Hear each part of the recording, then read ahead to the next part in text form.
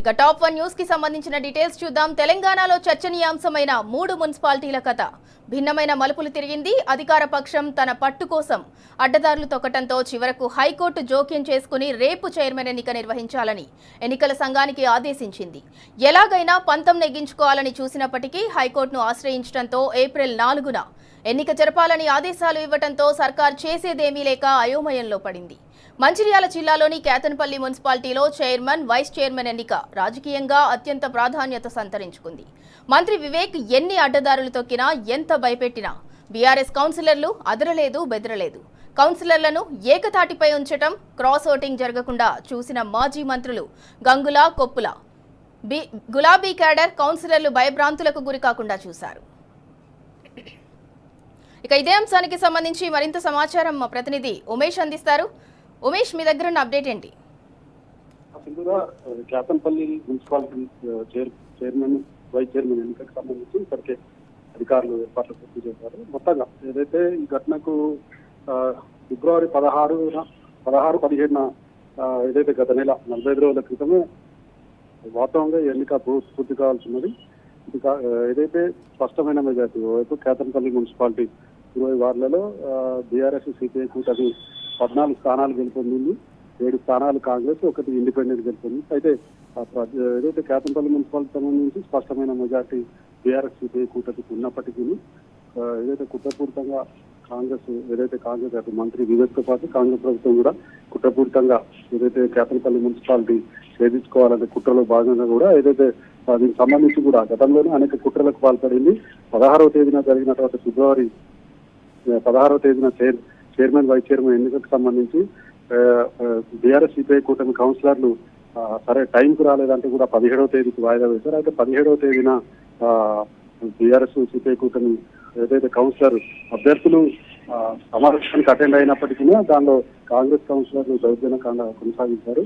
అలాగే ఈ సంబంధించి కూడా వైపు బీఆర్ఎస్, సిపిఐ కూటమి కౌన్సిలర్ల వస్తున్న వాహనాలకు అనుమతించని పోలీసులు కేవలం వైపు మంత్రి వివేక్, కాంగ్రెస్ కౌన్సిలర్లు అలాగే ఎంపీ వంశకృష్ణ కూడా దాదాపు 50 వాహనాల్లో పెద్ద ఎత్తున కాన్వాయ్ తోటి వస్తున్నప్పుడు బీఆర్ఎస్ శ్రేణులు వాళ్ళని అడ్డుకున్నారు. అయితే పోలీసులు వాగ్వాదం గారు బీఆర్ఎస్ సంబంధించిన వాహనాలను కానీ బీఆర్ఎస్ సంబంధించిన నాయకులను ఏదైతే అనుమతి ఇవ్వకుండా కేవలం కాంగ్రెస్ సంబంధించిన వాహనాలే అనుమతి ఇవ్వడం పట్ల కూడా వాళ్ళు ఏదైతే ఆందోళన చేపట్టారు. దీంతో పోలీసులు లాఠీ చార్జ్ చేశారు. ఇదే అదనుగా ఏదైతే కేతన్పల్లి చుట్టూ పరిసరాల్లో ఉన్నటువంటి దాదాపు 200 నుంచి 300 మంది కాంగ్రెస్ నాయకులు, కార్యకర్తలు పెద్ద ఎత్తున కూడా అక్కడికి వచ్చి బీఆర్ఎస్ శ్రేణులపై రాళ్ల దాడికి పాల్పడ్డారు.